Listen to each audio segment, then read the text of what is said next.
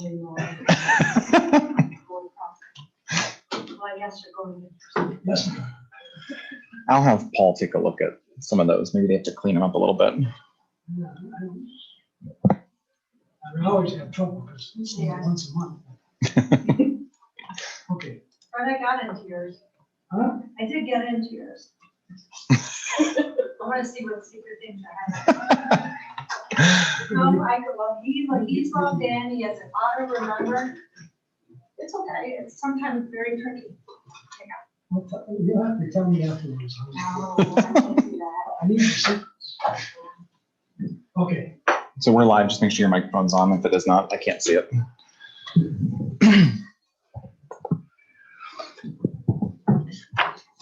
Today is Wednesday, July 21st, 2021 at 7 p.m. We are in the Brecksville Broadview Heights Education Center, 6638 Mill Road, Brecksville, Ohio, 44141. This is a meeting of the Board of Education in public for the purpose of conducting the school district's business. It is not to be considered a public community meeting. There is time for public participation during the meeting. As an indicated agenda item, this meeting will be live streamed via YouTube and will also be recorded for later viewing. Can we have the Pledge of Allegiance, please? Pledge allegiance to the flag of the United States of America and to the republic for which it stands, one nation, under God, indivisible, with liberty and justice for all. Okay, roll call. Mr. Dosen? Yes. Mrs. Kramer? Yes. Mrs. Mack? Yes. Mrs. Wigman? Yes. Mr. Peterson? Yes. Okay, item 2, President's announcements. The only announcement that I have is that in light of the impending guidance from the State Board of Health, we are going to add to our agenda for our August 10th meeting a review and discussion of our COVID policy, hopefully in pretty great detail, because I think we owe it to everyone. The purpose of our meeting originally was to discuss hire and rehire,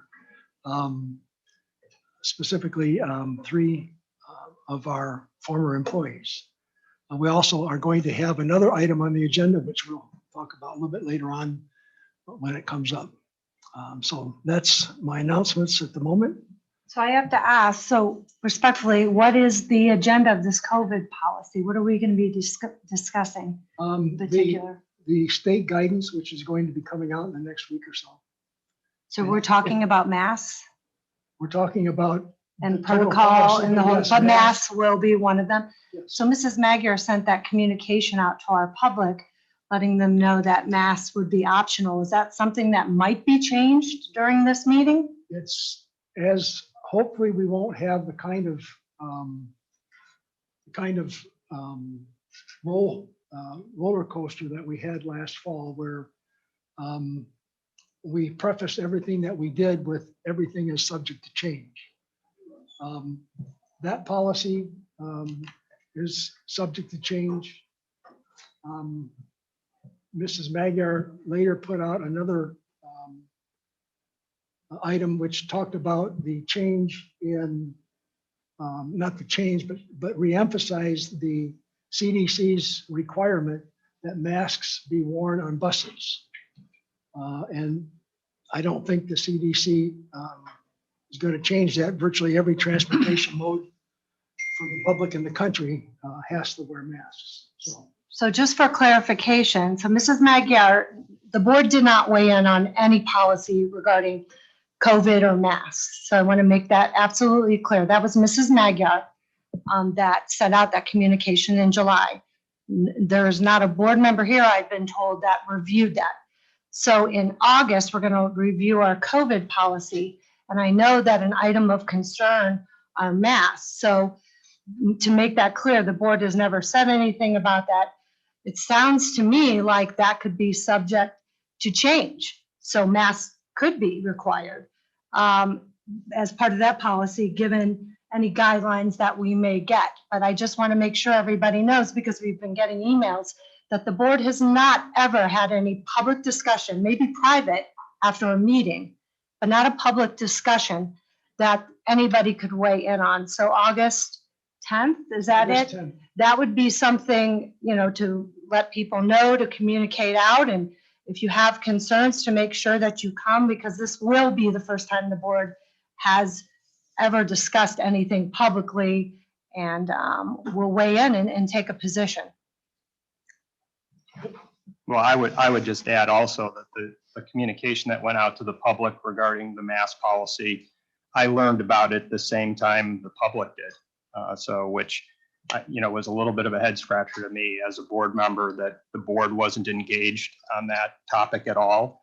None of our input was sought, and we didn't even get a forewarning of what was coming out. Instead, I received it the same time everybody else received it. So now it seems like we're, reverting back to the approach that we used this whole last year, which was anything that related to COVID and how we deal with it. We would put it onto agenda. The public knew about it. The public had opportunity to see that we were going to discuss it. They had opportunity to call us or write us or email us or talk with us. And they had an opportunity to show up to the meeting and, offer commentary on it. So I'm glad that now we're looking at having a conversation about this, and the board is being engaged on it. Instead of just a notice going out and the board gets the notice at the same time the public does. And the reason why I'm clarifying is if we change our position, people will say the board is flip-flopped. The board has not flip-flopped. The board never was included in on any communication. So there's no flip-flopping. It's actually the first time that we were able to see that, recommendation that Mrs. Magyar was given. Anything else? I just wanted to reiterate, it sounds like there's going to be guidance coming out from the Ohio Department of Health with respect to schools. I don't know if it's going to be guidance or it's going to be mandates, but that was just announced within the last couple of days. So that's really what prompted that being added as an agenda item at the early August meeting. That's all. Yeah, and I respect that we should never send a communication out in July, because I know some parents have made decisions now based on that. We should have waited. I've called other districts, they have waited. So now we're going to have some parents quite upset in August if we change our mind that masks are not optional. So that never should have been sent out. Okay. We're facing the same situation that other districts around us are facing, that have put forth, even at the end of last year, the last school year, that masks would be optional going into the fall. Unfortunately, everything with regards to COVID is subject to change. And I've called around to 5 districts around us. Nobody sent out anything at the end of the school year. Nobody would have dared do that because it's been so fluid. So that was not a good decision to do that now, and I can tell you in August, somebody's going to be upset because we gave people direction that, and we can go on in August about this, but I just want to make it clear, this is not on the board. The board had no say on this. Well, and again, I guess I would add on to that had the board been engaged on the mask wearing policy ahead of time, I know I would have advocated for postponing the decision. So if even one of us would have advocated it and we would have had a public discussion about it, we could have maybe collaborated all together and figured out, is this the right time to send out to establish a policy and then communicate it out to the public? So if the whole point here is that, communication went out to the public, the board was not engaged, the board was not informed. We didn't even get advance notice that this was going out. Instead, it just went out. And now we're seeing some of the backlash. I suspect some of the people in this room here, I probably have commentary on the mask policy, which we weren't engaged with. So, maybe this is a lesson learned to, and the thing is that this is relating to COVID. Masks are directly related to COVID. And, we tried to be as open and transparent as possible all last year. Now, many people didn't agree with various board members' positions, and some loved them, some hated them. And no matter where we land, we're going to have people who think that was good and that wasn't good. But at least we had it an open public conversations. It was transparent. Everybody got a chance to dial in. We're live streaming these meetings. They're available on YouTube to go back and rewatch. People can dial into what they want. And, that's the way it should be. These are important, very important issues. It generates a lot of concern with our parents, as it should, enough so that we get emails and we get people showing up to meetings, and that's great. That's the way the process should work. So, here again, we kind of set the standard last year of having open, honest, transparent conversations in public. And I think that served us well. People could agree or disagree, but at least they got an opportunity to voice their opinion and to dial in and hear what all board members had to say, whether they agreed with it or not. And, Mrs. Magyar is not here, so I'm sure she'll listen to the meeting, but I think if you have a position, please follow it up with an email to her, because right now it's her decision that's, being questioned. And the other thing is, I want to say this publicly. A meeting needs to be held in public. Staying after meetings, after we have closed our meetings, is not okay. So I'm asking the public to hold this board accountable. Staying after meetings and having conversations without other board members here is not legal. So that has been happening in the past, and I am saying to you now, we should not have a majority of people staying after meetings. Okay, so again, the public can watch that, but we shouldn't be staying after having conversations with our superintendent when all board members are not here. Anything else? Item 3, board member committee reports. Item A, board member committee reports.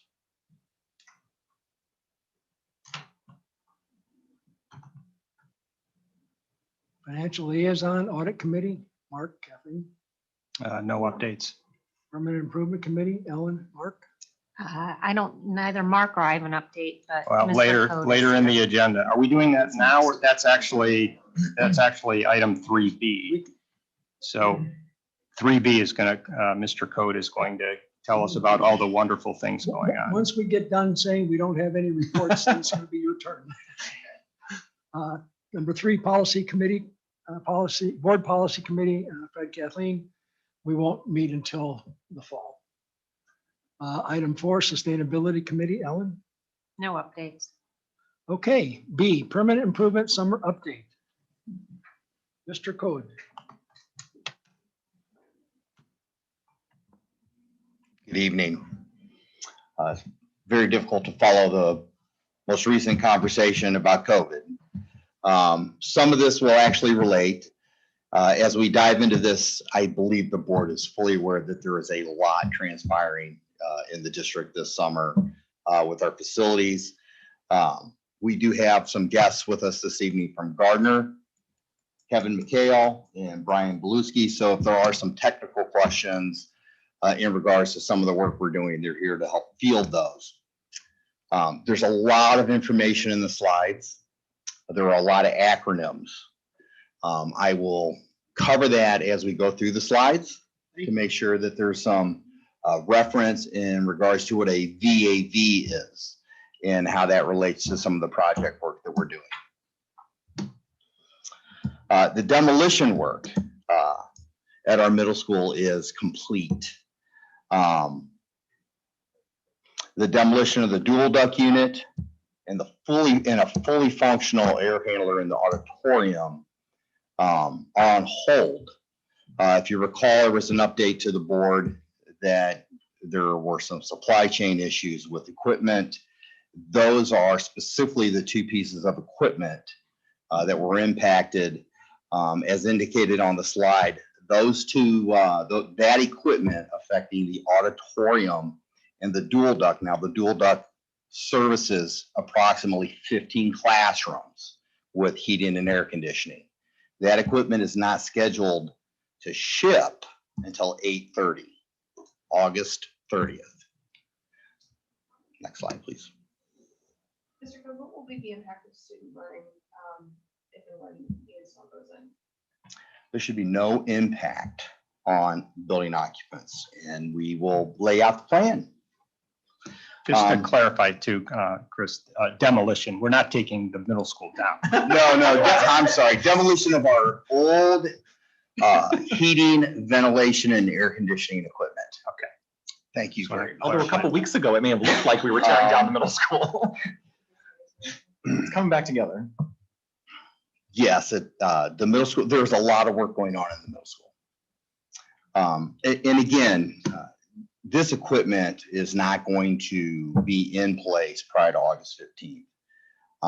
We have a plan in place for the dual duct and the auditorium ventilation systems that will ensure that students or teaching staff or any building occupant won't be impacted by the delays that we're experiencing. So our plan with the VAV boxes, and the VAV boxes are variable air volume boxes that will service classrooms. So that actually distributes the air directly into the classroom space. So they capture the air being supplied by the current dual duct, which is a large air handler unit, and send that air specifically into the classroom space. So all of the VAVs for the classrooms impacted by the dual duct delay, replacement delay, those new VAV boxes will be wired in directly to the existing equipment. So the cooling that works on the existing equipment will service those classrooms impacted.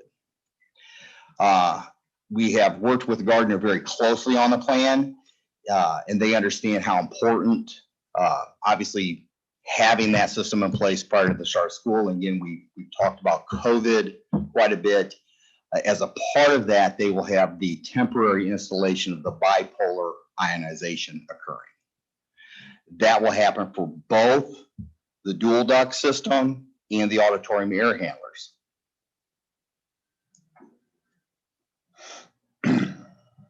So again, we have the auditorium air handlers delayed.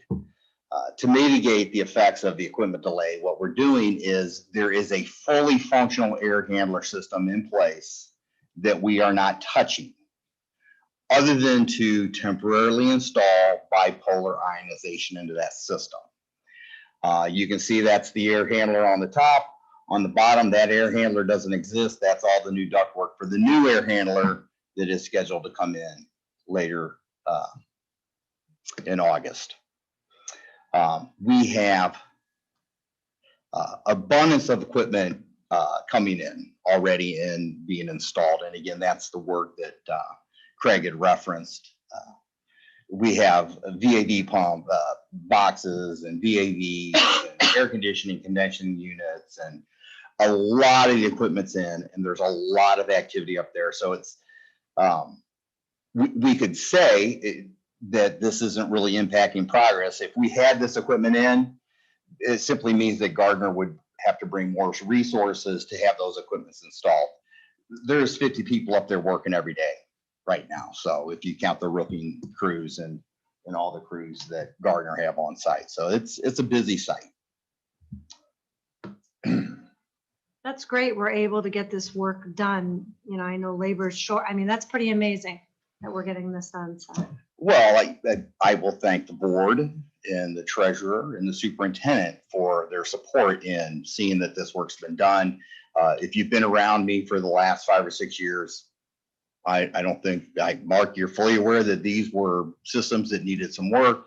Again, there's a silver lining to the fact that there's funding available to help support some of this with the ESSER funds. So. Right. And Chris, maybe just for our community who might be dialing into this meeting, bipolar ionization, if you want to just give a quick little, what is it and why are we putting it in? I'm going to give a quick little. If you need more detail, I'm going to defer to Gardner in regards to those specifics. But what bipolar ionization does, it actually disinfects the surfaces in the space through the air handler systems. So as we are ventilating the space, disinfection is occurring of the air, and then, correct me if I'm wrong, the surfaces in that space that the air is coming in contact with. So this is a new technology, correct? Yes. Yeah. So I'm going to say yes. the theory and some older styles of this have been around for a number of years. No, that's okay. And the reference to ESSER funds, just for people that might be dialing in, ESSER is some of the money that's come out of the federal government that Yes. is trickled out to various So if you're states. aware, there have been 3 stimulus packages coming out of the federal government. They are called ESSER. And we are using those funds to help support. And they were actually identified specifically, earmarked specifically for HVAC improvements in buildings. And that's where a large amount of the funding is coming from. Right. So to your earlier comment about a silver lining, COVID's been awful, terrible pandemic, but the money that's coming to us is allowing us to upgrade and replace very old HVAC equipment and also deploy a bipolar ionization, which will help reduce basically the spread of COVID and or other viruses that might be circulating in the air.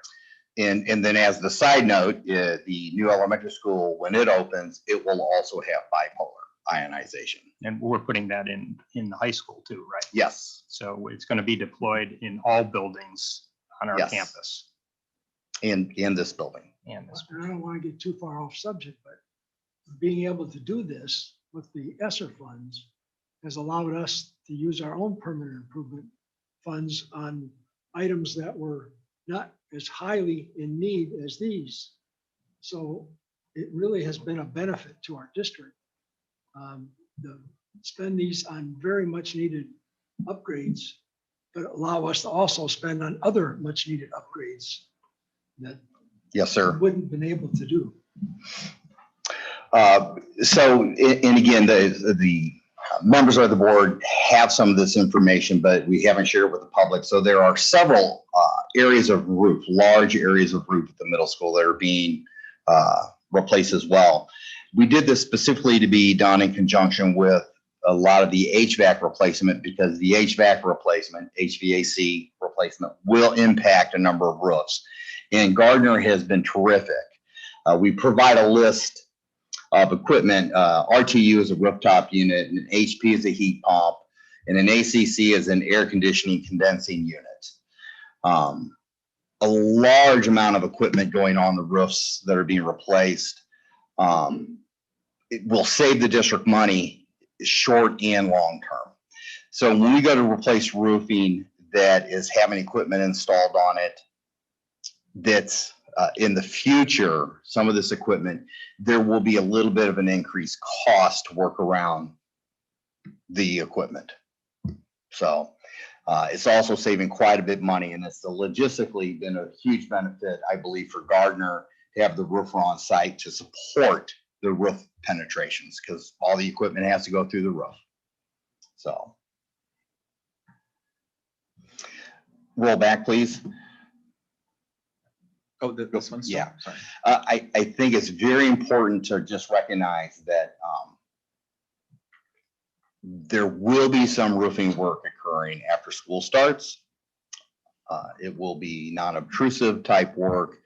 The substantial completion of the roof will occur prior to the start of school, but the detail work of flashings and gravel stops and installation of metal around the building will have to occur in the evenings or after school, starting at 3:30 when school does begin. That detail work will not be complete in advance of school. What's a gravel stop? At the edge of the roof, you have that piece of metal that goes down, which is a flashing. At the top, it'll have a little inch or inch and a half knob, then it comes back down to the roof. Well, most of the old roofs in play have gravel. That's to hold the gravel on.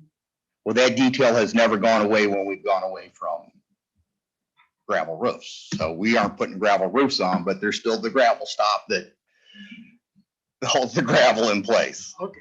Okay. That's what they call that. It's a part of the roof flashing. Okay. Great question, Fred.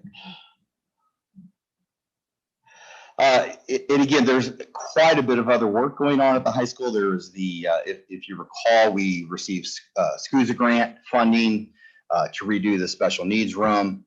That room is all but complete. It's on schedule to be completed the first week in August to include Gardner's piece, which is the HVAC improvements in the space. It's the 2 rooms listed. A substantial effort is being made to get the guidance area, and that's the picture of the guidance area there on the right, ready for occupancy August, because if you, everybody in the room knows, we have staff that occupy that space the first week in August. What kind of improvements have we done to the special ed room? Complete. So it's got new drop ceilings, new ventilation, new lighting, coat of paint on the walls, carpeting, and then we created some breakout spaces. Okay.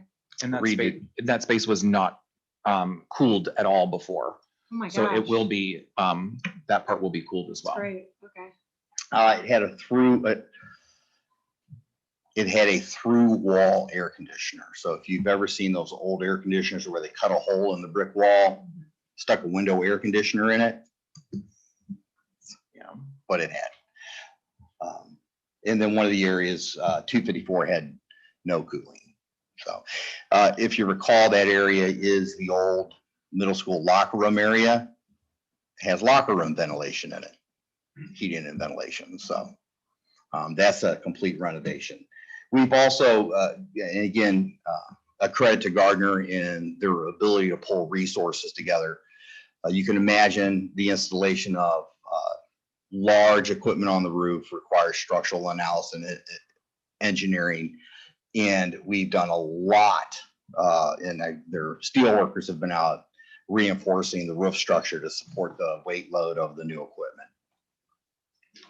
The classroom unit ventilators have unit ventilators, and if you know what a unit ventilator is, that is what's at that space there. It is heating and ventilation system in a number of the classrooms in the building. All of those unit ventilators have been removed. They are being replaced with unit ventilators that have hot water heat capabilities and DX cooling. And DX cooling is just a form of air conditioning for the space. So our goal is, when we're done, that all classroom space of that building will be air conditioned. If you recall from the scope of work, we're also air conditioning the cafeteria.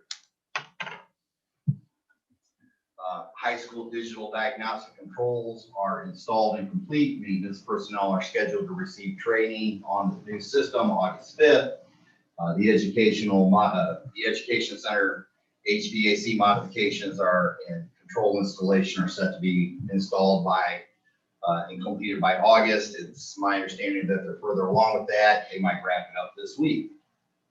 No, stuff will be done when those conditions. So we're moving along. Again, we have a large amount of roof replacement occurring in the district. The roofers are not exempt from supply chain challenges. An additional layer of difficulty the roof replacement roofers have had is rain. It's been just a little bit rainy this year. The top picture exhibits that. We also are doing the 3 skylights in the main lobby in that roof section as well. Again, that should be all finished, substantial completion in advance of the start of school. Domestic hot water system replacement, if you recall, the board declared an emergency to get that work done. If you look at the lower picture, the upper picture, you see 2 boilers. That's the old system. Lower picture, you see 1 boiler. That's the new system. We are short a boiler. They couldn't get the boiler that they were promised when they put the project out. The system, the building has hot water. The same boiler readily heats the high school system. That new boiler, the second boiler, is set to be delivered and installed the week of the 26th. So, questions?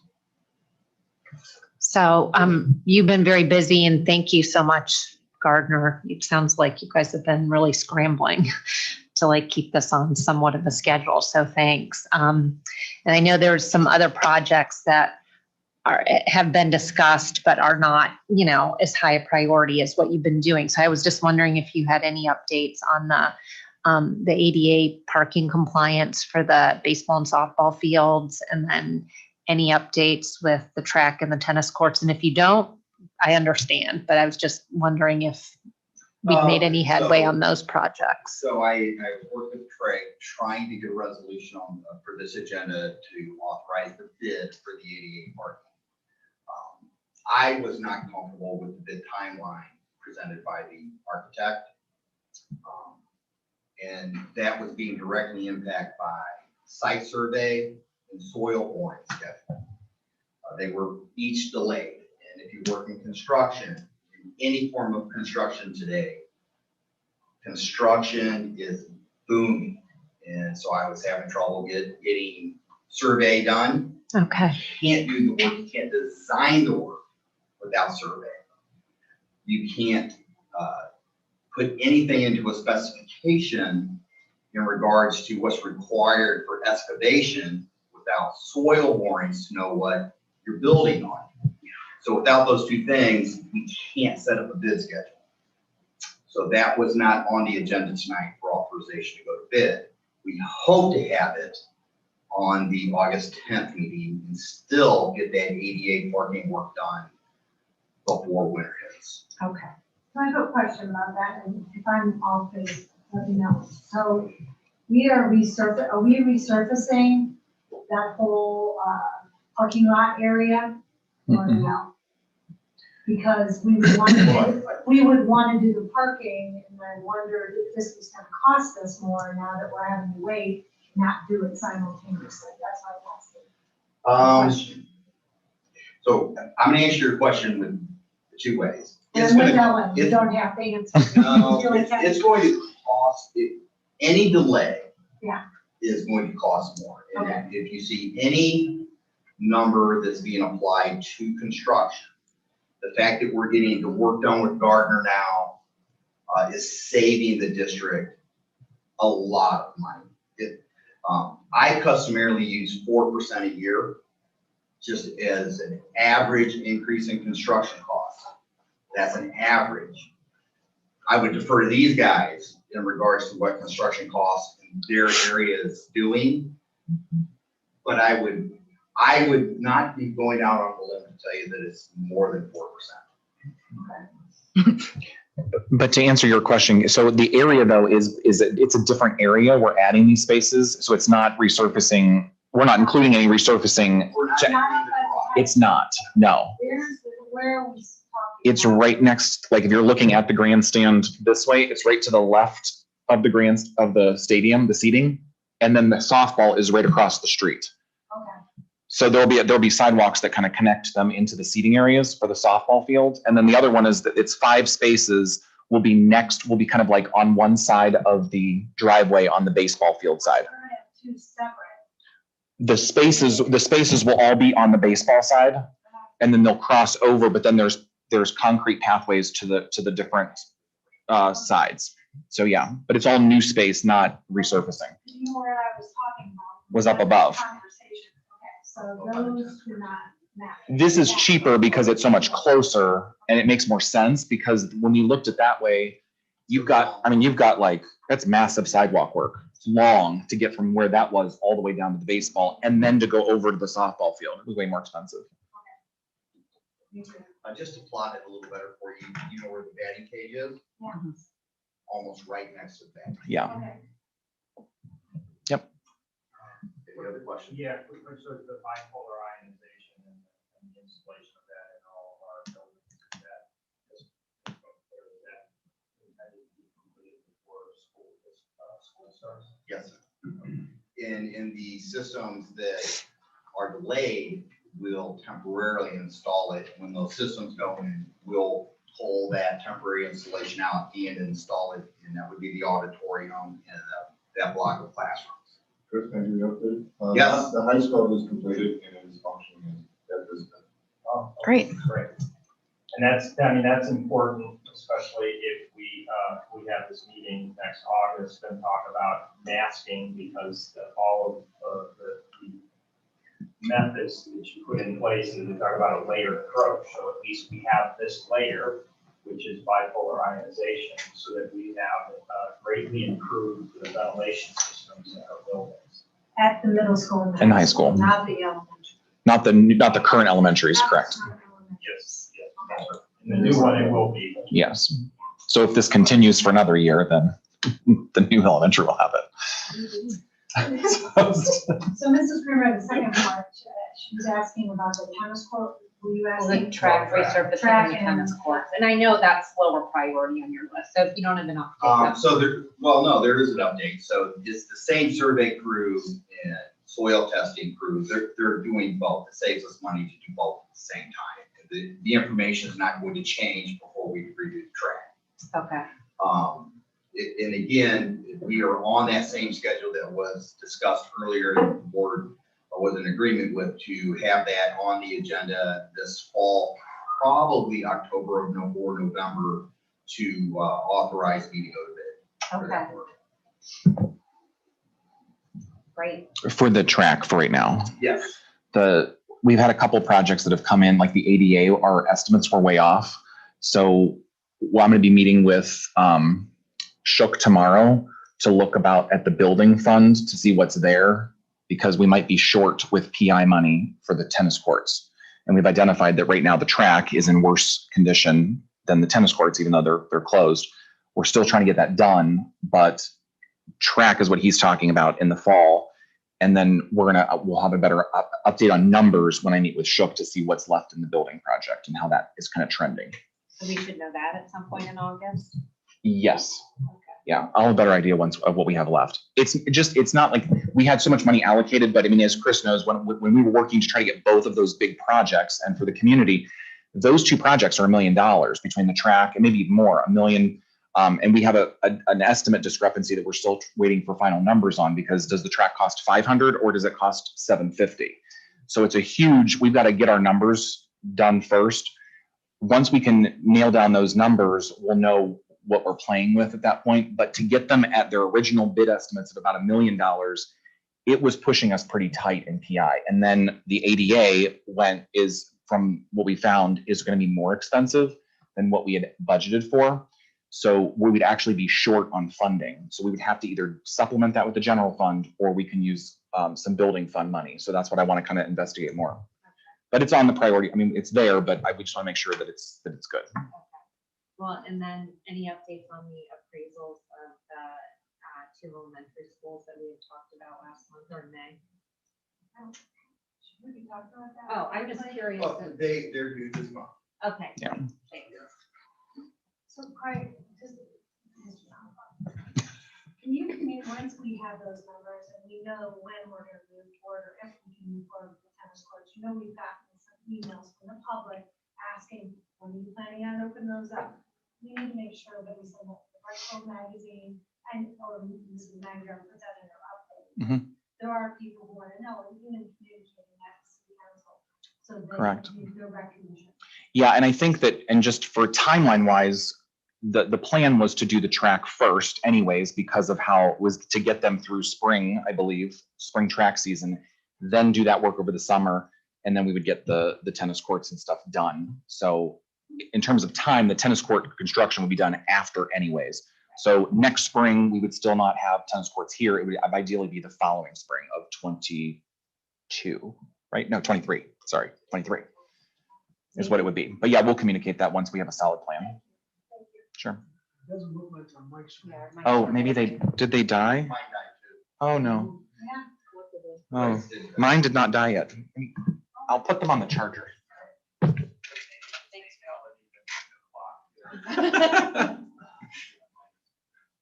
That's highly likely. Actually, I'm wrong.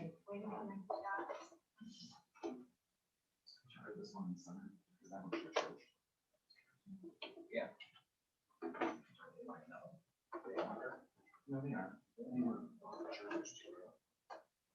That one should work. Maybe we'll keep that in the middle for now. Okay, Speak loudly. item 4, district committee reports. Transportation Appeals Committee. Mark? No. Cuyahoga Valley Career Center report. Mr. Gilbride's not here. Was he invited? Did anybody reach out to him? I did not. No, I spoke with him last month and he plans to be at our September meeting. Safety and Security Meeting Report, Fred Ellen? No, not until fall. Schools Foundation Report, Brittany?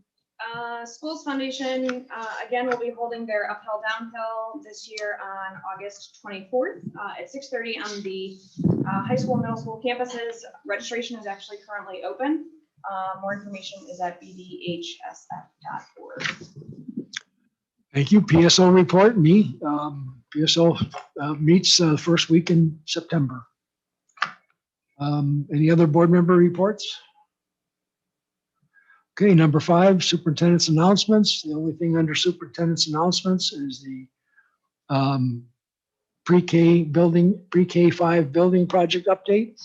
There's a report, the July report in our minutes or in our agenda. Anybody's welcome to take a look at it, catch up. Item 6, treasurer's announcements. Great.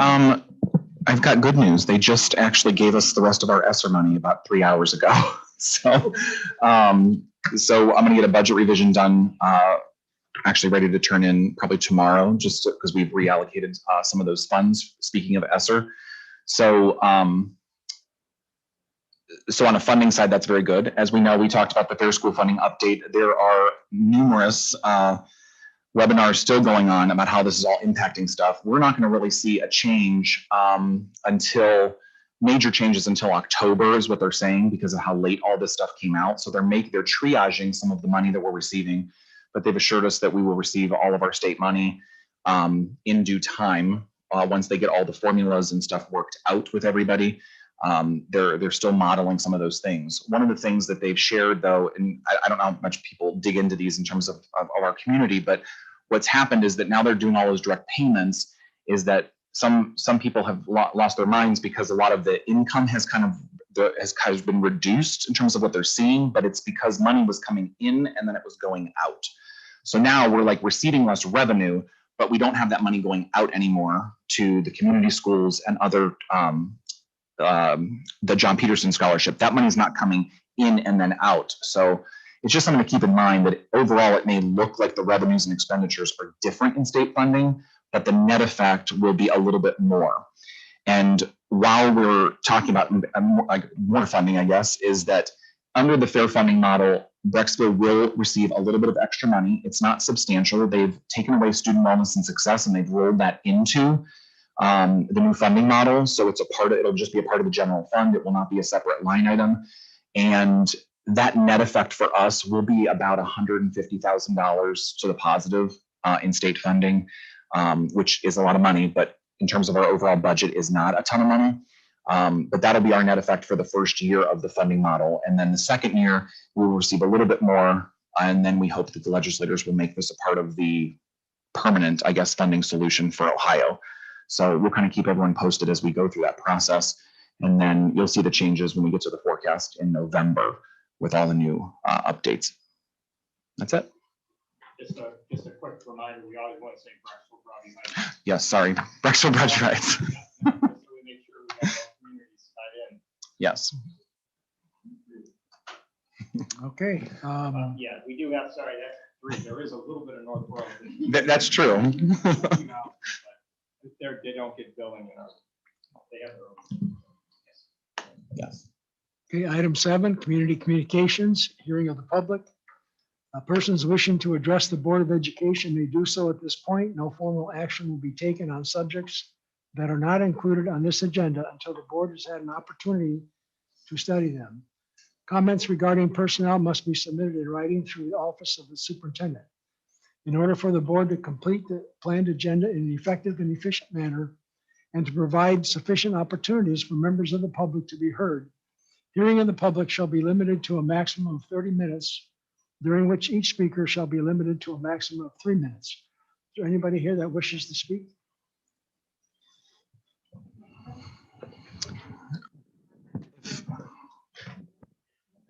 Please make sure you sign in on the sheet when you are speaking, please. Thank you. Thank you.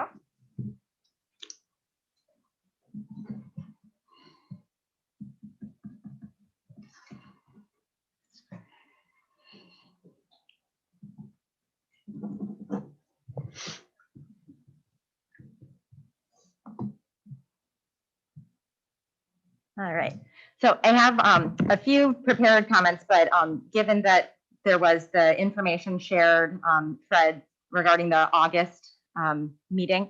Yes, Tell us your name. yes, it was in my prepared. Yes, my name is Hannah Elenchik, and I live on Gatewood Drive. So I just wanted to mention, so I do have some remarks that I wanted to share with the board. However, I also want to just share kind of respectfully that while I appreciate that there certainly will be another meeting specifically talking about COVID and safety precautions, I just want to say that, you know, it's essentially a week prior to the start of school. And, you know, it's certainly, I know as Mrs. Mack mentioned, you know, parents are in a position where they have to make an informed choice and commit to where their children will attend school in approximately a month, less than a month. So certainly appreciate, and I understand that there's a formality to the process, but I just wanted to share that it does still put parents in a really difficult spot. You know, I think you'll glean from my comments that, you know, I'm a concerned parent with the current plan, the current communicated plan. You can probably tell on my face as well. But I have to decide, do I hold out hope that perhaps come August, the current communication will change and I can keep my kids in this district, which I adore and I think is a fabulous district? Or do I have to go elsewhere and find us another solution? So just wanted to share that while I appreciate there's some more coming, I'm not sure that it's very timely. So my name is Hannah Elenchik. I live on Gatewood Drive. I have 2 children who attend Highland Drive Elementary. I'm here to plead with you to reconsider your decision regarding masks during the ongoing pandemic. My children are not yet old enough to receive the vaccination, and it is not fair to give up on the easy stuff before we reach the finish line, which is only months away. Forcing kids to attend compulsory school and sit in a room with 20 unvaccinated and unmasked kids and a potentially unvaccinated and unmasked teacher for 7 hours a day isn't fair, nor does it follow the science.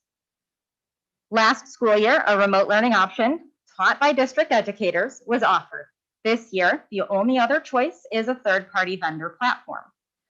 My children and everyone's children deserve an equitable education and a chance for in-person learning that doesn't jeopardize their health and safety.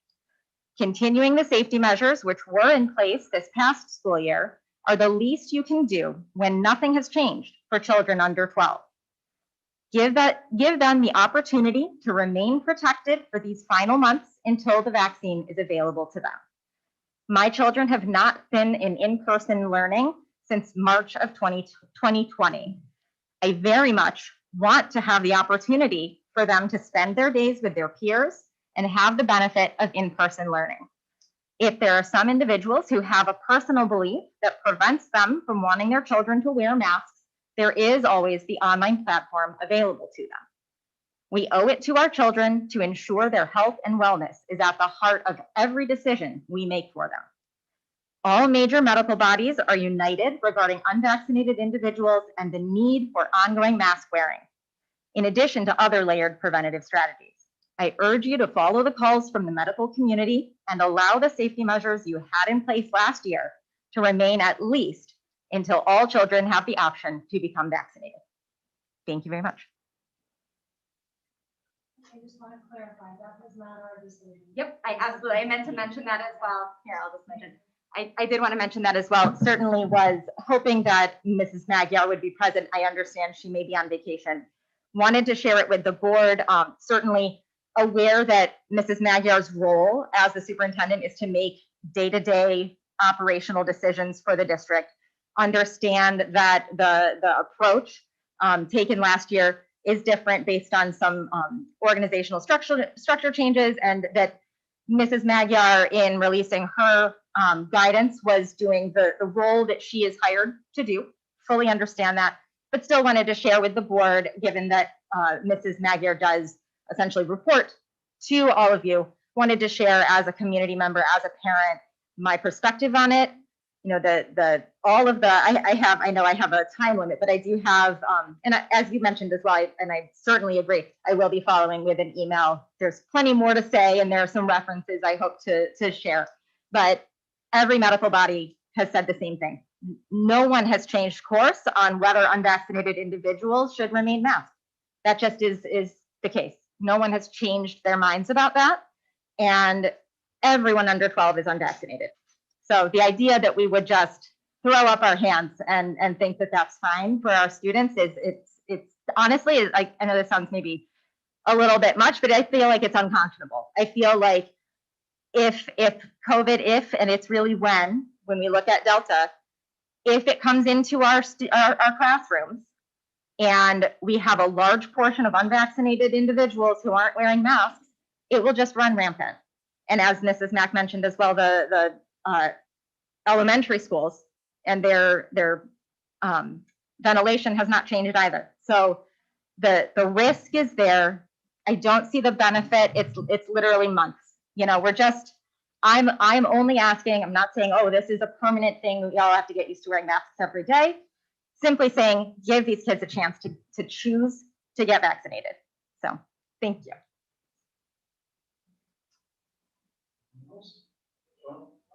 Yield the floor to any ladies first. Go ahead.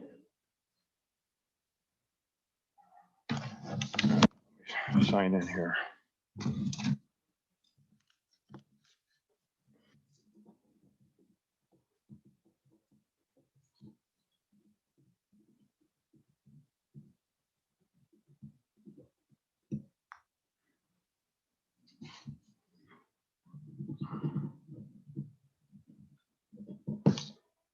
Perhaps when you're done signing in, you can pass that around to anybody else. Oh.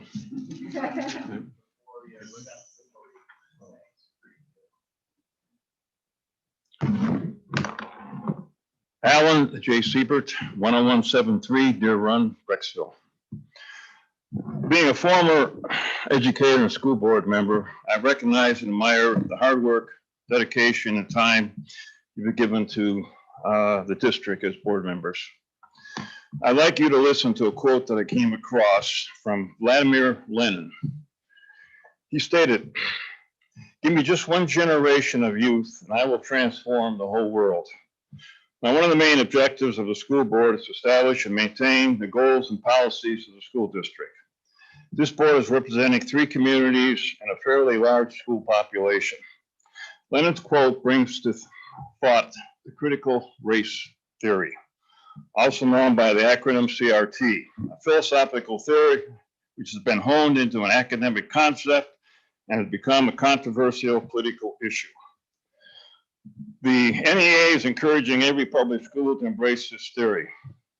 With school soon to start, I believe every parent needs to know what stance our school board will be seeking with regard to CRT. Now, it may very well come down to a board decision, but at this time, the public deserves to know where each individual board member stands with regard to CRT and the rationale for their stance. This is notably important since there will be 3 openings on the school board this coming November election. 2. Excuse me. I thank you for your time and I await your response.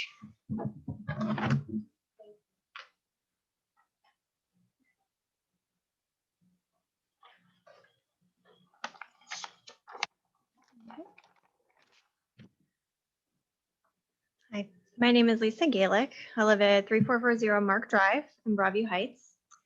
I wanted to start by thanking Superintendent Magyar for her July 15th email requiring mask wearing on school buses. I also commend her for stating that the district, quote, strongly recommends that all individuals not vaccinated wear a mask for everyone's health, wellness, and safety. Since the last board meeting, the CDC has updated its guidance to advise that masks should be worn indoors by all individuals age 2 and older who are not fully vaccinated. On Monday, the American Academy of Pediatrics went even further, recommending universal masking in school. My 2nd and 5th grade daughters are not yet eligible for vaccination. Next month, they will be spending up to 7 hours a day, 5 days a week in a room with over 20 other unvaccinated classmates. As of tonight, this district has decided masks a highly effective tool for preventing the spread of COVID-19, will be optional for my daughters and their friends. I know House Bill 244 puts this district in a difficult position, and I understand you're hearing from some in this community who just don't like wearing masks. Unfortunately, the virus doesn't care that the governor signed a new law or parents are tired of masks. That's why I urge this district to re-examine the current district policy and require masks indoors at the elementary and middle school buildings. If, because of House Bill 244, you find it necessary to require universal masking inside all school buildings, that would be supported by the American Academy of Pediatrics. The scientific consensus is clear. Masks work to prevent the spread of disease. This district must do what's best for everyone's health, wellness, and safety. Thank you for your time. We didn't create a policy, did we? I don't remember creating a policy on masks. It's just, okay, so policies, just the reason why I want to clarify is, and this has Mrs. Gaelic thing. When Mrs. Mecker sent that out in July, that was not backed by the board, and the way to enforce things is through policy. That's what the school board does. So by her doing that, that puts the board in a bad position because we don't have a policy in place to enforce that. So that's why, yes, I respect that Mrs. Magyar does her job and we should let her do that, but then the board has to create that policy. So I hate seeing us create trouble in the community and unrest. And when that got sent out, I feel like it was putting the cart before the horse because the only way to back up saying something's optional was to have a policy. Okay, I'm sorry, I misspoke by using the word policy. No. It's just, I'm feeling badly for our community because once again, it's gonna flip-flop them. And we never had anything to back up what Mrs. Magyar sent out in July. Well, I prefer that it did flip-flop. That would be great. Well, the board would have to back that. The board would have to say that. So now. Would it have to? We would have to have a discussion and we'd have to decide that that was our policy. Why isn't, I'm sorry, I'm interrupting you. Isn't Superintendent Magyar empowered to make those decisions? Yeah, policy of the board shop. What has she made now? What would you describe the email she sent out? How would you? But it's on the COVID-19 safety plan that's published on the website. How would? On the district website. You'll have to ask her. Yeah. I did No, not I know. see it. I didn't see it before it went out. I wanted to send something like that out. Yeah, it did revise, effective June 2nd, revise the district COVID safety plan. Yeah, okay. This is getting into Semantics. Is a defined topic. Okay, She provided guidance, which right now is the direction until it's not. okay. So, right, so there, but again, there'll be another meeting in August to have another discussion on the topic and Okay. that guidance may. And that's fine with me. Whether I would like, if she's going to change her guidance, that's fine with me. I'm asking her to do that at this point, or if the board's going to step in and change the guidance or change a policy, whatever semantic word we want to use, that's all I'm asking right now. However we want to approach it, whether she does that, which would be great, or you all want to step in and do that, it doesn't really matter to me. I'm just asking as a parent for this district to follow the advice of health experts at the CDC and the APA and what I would imagine would soon be the Ohio Department of Health and the Cuyahoga County Board of Health. That's all I'm asking. Thank you for your time. I appreciate it. I won't take Thanks. up any more. Anyone else? Sure.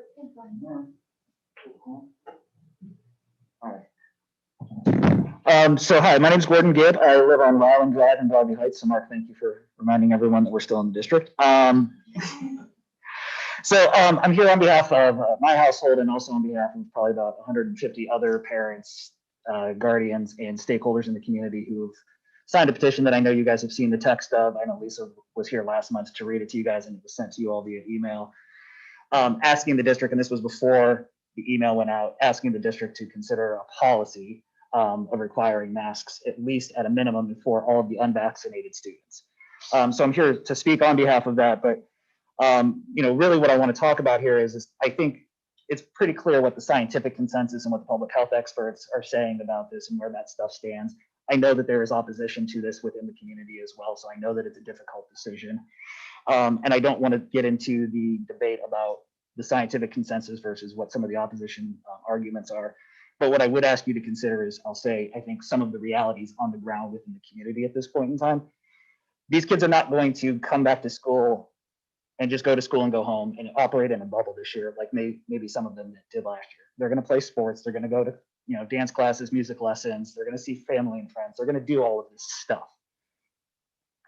And if we allow them to come into the schools unvaccinated and unmasked, we're creating the risk, especially with a much more highly contagious variant, of creating a vector for this disease to spread not only amongst the children, who might not feel the impact of it as much, but amongst the rest of the unvaccinated community, and even cause breakthrough cases and other mutations that might take place. I would note that as the time that we're speaking right now, only 54% of the people in Cuyahoga County are vaccinated at this point, so we're not anywhere near herd immunity at this point either. And that is the reality of where we stand. And the schools are a huge part of this community, and I don't think that that's something that we would want this district to be a part of, to be a vector for this thing to continue to spread. And while I appreciate the memorandum or the guidance that was sent out, I think the fact that you see such strong opposition, I know there's another petition out there that has more signatures than the one that we put forward. I understand that.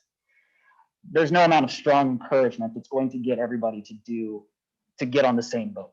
It's either going to have to be required or it's not going to happen. And quite frankly, we kept our child home last year. We had the means and the ability and the flexibility to be able to do that, to make it easier for other people to send their kids to school safely, to allow more distancing in the classrooms. And frankly, we made all those sacrifices. That was my daughter's kindergarten year. So she didn't get to see her friends that were coming into Hilton with her. She didn't get to make new friends. She was not really a full part of the district community in any way, shape, or form. And we don't really have that option again this year. We really can't continue to do that. And it's frankly, we shouldn't have to continue to make sacrifices for people who won't do the right thing, who won't follow the guidance. And so if it has to be mandated, then so be it. Thank you. Thank you.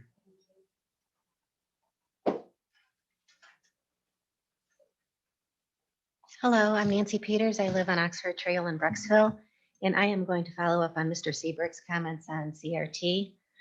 I know that he asked what everybody's positions were, but as I was looking over the website, I saw nothing what the school said about CRT, or if they teach it, if they are going to do anything about it, or if there's an oppression matrix or anything like that. Which, sending my child to school, I want to be able to teach him socially what is acceptable, what isn't not. I don't want other people to tell him that. The school is here to teach the regular lessons, math, English, what have you. So that would be something that I'd like to see on the website, as well as I'm sure a lot of other parents would like to know that also. My husband and I, we don't want this to be taught in the school. It's not a place to teach it. The CRT, it teaches children to focus too much on race. It diminishes tolerance rather than improving it. And that's how we feel. And I'm sure that there's a lot of other people out there who do feel that way. And I'm going to leave your sign in up here. Thank you. Thank you. Mr. Seaver and Mrs. Peters, there was a conversation at our June 30th board meeting about this. Okay. So you might, and I'm not going to put words into the superintendent's mouth because I didn't memorize exactly what was said, but you may want to go back and listen to that meeting. Okay, oh, that would be great. Okay. I didn't want to go through every single one. Yeah, it was at the June 30th meeting. June 30th. Yeah.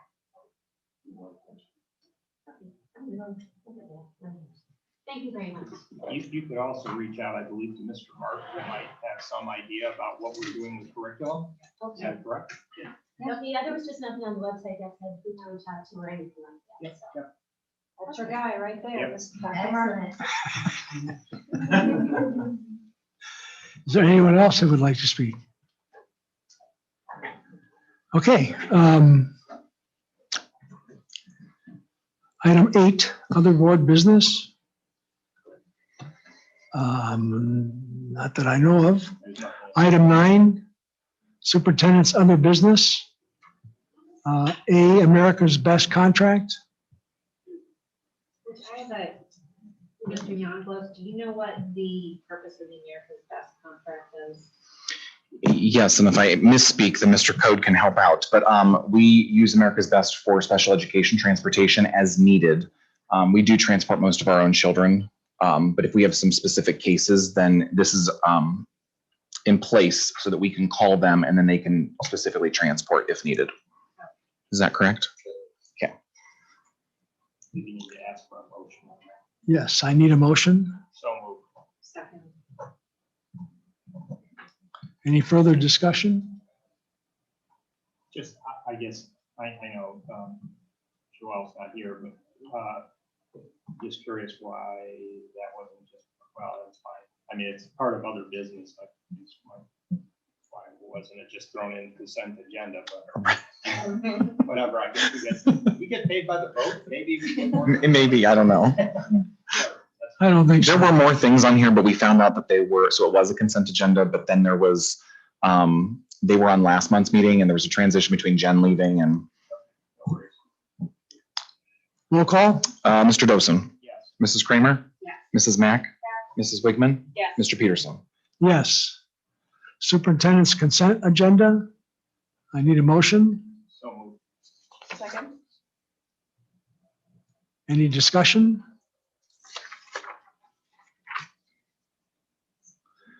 Okay, I just want to just clarify, because I know, sorry, we had some conversation on the administrative and administrative support guidelines and whatnot, but, you know, we're just to clarify, we're just approving some of the financial pieces right now that affect compensation, and then we're going to revisit this next month at our regular meeting, which will give us more time to review our guidelines and make sure that everything is in sync and aligned according to some of the changes that have happened with our contracts with DEA and BOSS, right? Correct. Yeah. And also we're working with new legal counsel. They're going to just take a look at the individual contracts as well as these to make sure everything makes sense, I guess, and it's all in alignment. So there's no conflict, which we don't expect there to be, but we're going to have her take a look at it. any other discussion? Roll call? Mr. Dosen? Yes. Mrs. Kramer? Yes. Mrs. Mack? Mrs. Wigman? Yes. Mr. Peterson? Yes. Okay, item 11, treasurer's consent agenda. I need a motion. Second. Mr. Nicholas? Okay, so the financial report is there. That is the fiscal year end closing information for the bank reconciliation, cash position, and the July report. The pay to participate fees have been updated just as a general. I kind of outlined any of the changes that were proposed here and kind of the reason as to why. As a general overview, though, just because of the way things have been calculated, we kind of found that it's best not to really change much this year. We're hoping to kind of return more to normal activities and to not, just because the way transportation is factored in, plus the salaries of the individual advisors, to just basically keep things and remain consistent, except for certain areas where we knew there were going to be changes. So those are listed there. There's still, I think, very small changes that are listed. So in general, it's more status quo for the pay to participate fees for next year. Mr. Code has updated the payment in lieu of transportation resolution, which I think will now be seeing twice a year, correct? And then the minutes are attached. And so when you say we're returning to normal, hopefully with the pay to participate, you're referring to not last school year, but what we were doing The year before. the year before. Yeah.